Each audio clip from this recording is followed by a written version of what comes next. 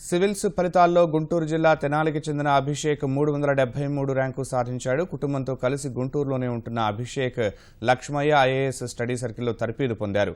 విజయానికి శిక్షణతో పాటు నిరంతర కృషి, సమయ పాలన, ఖచ్చితమైన ప్రణాళికే కారణమంటున్న అభిషేక్తో మా ప్రతినిధి సూర్యారావు ముఖాముఖి. దేశంలో అత్యున్నత పరీక్ష సివిల్స్. అలాంటి పరీక్షలో విజయం సాధించాలంటే ఖచ్చితమైన ప్రణాళిక, నిరంతర శ్రమ, ఎన్నో ఏళ్ల కృషి దాగి ఉంది. ప్రస్తుతం మనతో పాటు ఐఏఎస్లో 373 ర్యాంక్ సాధించిన అభిషేక్ ఉన్నారు. ఆయన ఈ ర్యాంక్ సాధించడానికి ఎలా కష్టపడ్డారు, ఏ పందా ఎంచుకున్నారు అడిగి తెలుసుకుందాం. సార్, మళ్ళీ ఇప్పుడు ఐపీఎస్ వదిలి ఐఏఎస్ను చేద్దాం అనుకున్న కోరిక? ఫస్ట్ ఆఫ్ ఆల్ థ్యాంక్స్ అండి ఇక్కడికి వచ్చినందుకు. 2015లో ఎగ్జామ్లో నాకు ఐపీఎస్ సెలెక్షన్ అయింది అండ్ నేను మహారాష్ట్ర క్యాడర్కి ఎలకేట్ అయినాను. బట్ ఫస్ట్ నుంచి నాకు ఐఏఎస్ అంటే ఇంట్రెస్ట్ ఉండేది. సో ఇంట్రెస్ట్ ఉంది కాబట్టి, అవకాశం ఉంది కాబట్టి మళ్ళీ ఇంకొకసారి ఐఏఎస్ కోసం అని చెప్పి ప్రయత్నించి ఇవాళ సక్సెస్ సాధించాను. అందుకు నాకు చాలా సంతోషంగా ఉంది. ఇప్పుడు ఏ సబ్జెక్ట్ని ఆప్షనల్గా తీసుకున్నారు? ఇది ఎంతవరకు మీకు ఉపకరించింది? నేను 2015లో పొలిటికల్ సైన్స్తో రాశానండి. అప్పుడు నాకు ఐపీఎస్ వచ్చింది. నాకు కొంచెం పొలిటికల్ సైన్స్లోనే కొంచెం మార్కులు తగ్గినాయి. బట్ 2016 ఎగ్జామ్లో నేను లాస్ట్ మినిట్లో నేను ఆంథ్రోపాలజీకి షిఫ్ట్ అయ్యాను. చాలా షార్ట్ డ్యూరేషన్, ఆల్మోస్ట్ 3 months కూడా లేదు నాకు కరెక్ట్ టైము. సో ఆ షార్ట్ డ్యూరేషన్లో నేను ఆంథ్రోపాలజీ ఫినిష్ చేసి ర్యాంక్ సాధించాను. అండ్ దానికి ముఖ్య కారణం మా గురువు గారు డాక్టర్ లక్ష్మయ్య గారు. ఆయన ఇన్స్టిట్యూట్లో నేను కోచింగ్ తీసుకున్నాను. సివిల్స్ మనం సిద్ధం అవడం అంటే చాలా కష్టపడాలి, ఎన్నో గంటలు శ్రమించాలంటారు. అసలు మీ కార్యాచరణ ప్రణాళిక ఎలా ఉంది? మీరు ఎలా టైంని మేనేజ్ చేసుకోగలిగారు? అంటే సివిల్స్ సాధించాలంటే చాలా మందికి ఒక అపోహ ఉంటుంది, లైక్ రోజుకో 10-12 గంటలు చదవాలని చెప్పేసి. బట్ అది కేవలం అపోహ మాత్రమే. ఏ కాంపిటేటివ్ ఎగ్జామ్ అయినా క్రాక్ చేయాలి అంటే హార్డ్ వర్క్ ఒక్కటే సరిపోదు, స్మార్ట్ వర్క్ చాలా అవసరము. సో మనం 6 గంటలు చదివినా, 7 గంటలు చదివినా, 8 గంటలు చదివినా ఎంత ఎఫెక్టివ్గా చదివామనేది చాలా ఇంపార్టెంట్. ఎంత ఎక్కువసేపు చదివామనేది ఇంపార్టెంట్ కాదు. విజయానికి ఎలా శిక్షణ మీరు పొందారు? ఏ అంశాలు దోహదపడ్డాయి?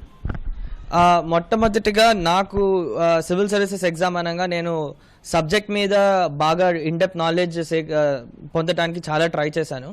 కానీ నాకు అర్థమైన విషయం ఏంటంటే, 1-2 సార్లు ఫెయిల్ అయిన తర్వాత నాకు అర్థమైన విషయం ఏంటంటే, మనకి ఎంత తెలుసు అన్న దానికన్నా తెలిసిన కొంత మనం ఎంత బాగా ప్రజెంట్ చేస్తున్నాం అనేది చాలా ఇంపార్టెంట్. సో ఆ ఆన్సర్ రైటింగ్ అనేది నేను చాలా ఇంప్రూవ్ చేసుకోవడం జరిగింది. మొత్తం టెక్స్టువల్ రూపంలోనే కాకుండా ఫ్లో చార్ట్స్, డయాగ్రామ్స్ ఇవన్నీ వాడటము, ఇలాంటి టెక్నిక్స్ అన్నీ నేను నేర్చుకున్నాను. వాటన్నిటికీ సార్ చాలా సపోర్ట్ చేశారు, హెల్ప్ చేశారు, గైడ్ చేశారు. ఆ టెక్నిక్స్ వల్ల నాకు మంచి ర్యాంక్ వచ్చిందని నేను అనుకుంటున్నాను. రాత పరీక్ష ఒక ఎత్తు, ఇంటర్వ్యూని ఫేస్ చేయడం కూడా చాలా కీలక అంశం సివిల్స్లో. దాన్ని మీరు ఎలాగ అధిగమించారు?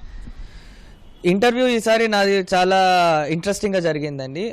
నన్ను ఎక్కువసేపు తెనాలి గురించి, గుంటూరు గురించి అడిగారు. నాకు కుకింగ్ అనేది ఒక హాబీ. సో నేను కుకింగ్ చేస్తాను. నాకు ఇష్టమైన డిష్ గోంగూర మటన్ అని చెప్పాను ఇంటర్వ్యూలో. అయితే వాళ్ళు కుకింగ్కిను అడ్మినిస్ట్రేషన్కి సంబంధం ఏంటో చెప్పమన్నారు. రెండు ఒకటే కాదా ఆలోచించి చెప్పమన్నారు. సో నేను 2 ఒకటేనని చెప్పాను. సో నన్ను తెనాలి, గుంటూరు ప్రాంతానికి చెందిన సమస్యలన్నిటికి ఒక కుక్ ప్రిపేర్ చేసిన డిష్ లాగా ఇక్కడ ఉన్న సమస్యలకి నేను ఎటువంటి సొల్యూషన్స్ ఇస్తాను అనేది ఒక కుక్ లాగా ఆలోచించి చెప్పమన్నారు. సో ఆ కోణంలో ఇంటర్వ్యూ ఒక 50% ఆఫ్ ద ఇంటర్వ్యూ అంతా దాని గురించి జరిగింది. సో అది చాలా ఇంట్రెస్టింగ్గా జరిగింది. ఇంటర్వ్యూలో బాగా మార్కులు సాధించాలంటే ఒక ఇంపార్టెంట్ సజెషన్ అందరికీ, ఆస్పిరెంట్స్కి ఏంటంటే, బీ యువర్ సెల్ఫ్ అండి. ఎందుకంటే చాలామంది ఇంటర్వ్యూలో నేను వెళ్ళి అన్ని క్వశ్చన్స్ బాగా సమాధానం చెప్పాలి, నేను వాళ్ళని ఇంప్రెస్ చేయాలి అనుకుంటారు. అది మన పర్సనాలిటీని కవర్ చేసి వేరొక పర్సనాలిటీని చూపిస్తుంది అక్కడ. బట్ వాళ్ళు అక్కడ ఎక్స్పెక్ట్ చేసేది ఏంటంటే, జెన్యూన్గా మన పర్సనాలిటీ ఏంటి, మనకున్న ఇంట్రెస్ట్ ఏంటి, వాటినే వాళ్ళు చూస్తారు. So I think individual personality వాళ్ళు అక్కడ డిస్ప్లే చేయడం చాలా ఇంపార్టెంట్. గతంలో మన రాష్ట్రం నుంచి సివిల్స్కి ఎంపిక చాలా తక్కువ మంది ఉండేవారు. బీహార్, ఒరిస్సా, ఢిల్లీ నుంచి ఎక్కువ మంది ఉండేవారు. ఈ సంఖ్య ఇటీవల కాలంలో పెరిగింది. దీన్ని ఎలా మీరు? అంటే నాకు తెలిసినంత వరకు బిగ్గెస్ట్ ప్రాబ్లం ఇప్పుడు అందరూ నా ఏజ్ గ్రూప్లో ఇంజనీరింగ్ కాలేజెస్లో చదివి పాస్ అయిన వాళ్ళందరికీ కూడా ఇంపార్టెంట్ అబ్స్టికల్స్ చాలా ఉన్నాయండి. నేను నాకన్నా హార్డ్ వర్క్ చేసే వాళ్ళని చాలా మందిని చూశాను. బట్ వాళ్ళు ఫేస్ చేసిన అబ్స్టికల్స్ చాలా ఉన్నాయి. ఒకటి, అవగాహన లేకపోవటము పరీక్షల గురించి.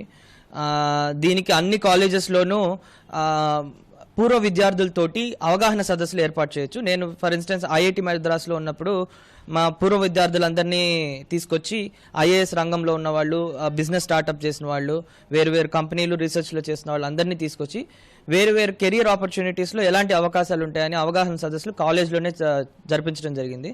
సో దానివల్ల ఏంటంటే మాకందరికీ కూడా ఒక పర్స్పెక్టివ్ వచ్చింది. సో అలాంటి అవగాహన అనేది చాలా అవసరం మన తెలుగు రాష్ట్రాల్లో. రెండోది, చాలా మందికి అవగాహన ఉండి కూడా ఆపర్చునిటీ లేదు. దానికి ఆర్థికంగా చాలా ఇబ్బందులు పడుతున్న వాళ్ళు చాలా మంది ఉన్నారు. సో అటువంటి ప్లేసెస్లో గవర్నమెంట్ కనుక సపోర్ట్ ఇస్తే కనుక నాకు తెలిసి ఇంకా ఎక్కువ ర్యాంకులు సాధించే అవకాశం ఉంది. గ్రామీణ ప్రాంతాల నుంచి సివిల్స్ రాసే అవకాశం ఉందా భవిష్యత్తులో? తర్వాత ఈ సివిల్స్ అందుకోవాలంటే మన విద్యార్థులు కానీ అభ్యర్థులు కానీ మీరు ఇచ్చే సూచన ఏంటి? తప్పకుండా గ్రామీణ ప్రాంతాల నుంచి ఎవరైనా, గ్రామీణ ప్రాంతాలనే కాదు, ఎవరైనా కానీ సాధించాలనే తప్పన ఆ కోరిక ఉన్న వాళ్ళు ఎవరైనా సాధించగలరు ఎగ్జామ్. ఎందుకంటే దానికి నిదర్శనమే ఈసారి మనకి వచ్చిన రోణంకి గోపాలకృష్ణ అని చెప్పుకోవాలి. అతన్ని తీసుకొని మన తెలుగు రాష్ట్రాల్లో ఉన్న విద్యార్థులందరినీ ఒక స్ఫూర్తిగా తీసుకోవాల్సిన అవసరం ఉంది. అట్లానే ఇప్పుడు మన ప్రభుత్వం కూడా ఎన్టీఆర్ విద్యోన్నతి స్కీమ్ అనేటికి లాంచ్ చేయడం వల్ల బోత్ వాళ్ళు తెలుగు మీడియం అయినా ఇంగ్లీష్ మీడియం అయినా సిటీస్లో ఉన్న రూరల్ ఏరియాస్లో ఉన్న టాలెంట్ ఉన్న వాళ్ళని గుర్తించి వాళ్ళందరికీ అవకాశాన్ని కల్పిస్తుంది. కాబట్టి డెఫినెట్గా రూరల్ ఏరియాస్లో ఉన్న వాళ్ళు కూడా ర్యాంక్ సాధించడానికి అవకాశం ఉందని నేను అనుకుంటున్నాను. ఐఏఎస్ సాధించడం అనేది చాలా ఒత్తిడితో కూడుకున్నది, చాలా శ్రమతో కూడుకున్నదని చాలామంది భావిస్తారని, కానీ ప్రణాళిక ప్రకారం చదివి నిరంతరం శ్రమిస్తే ఇది అనేది సాధ్యం కాదని గ్రామీణ విద్యార్థులు సైతం ఇది సులభతరం అవుతుందని అభిషేక్ చెప్తున్నారు. ఆయన మరెందరికో స్ఫూర్తి కావాలని కోరుకుందాం. కెమెరామెన్ కేశవ్తో సూర్యారావు, ఈటీవీ న్యూస్, గుంటూరు.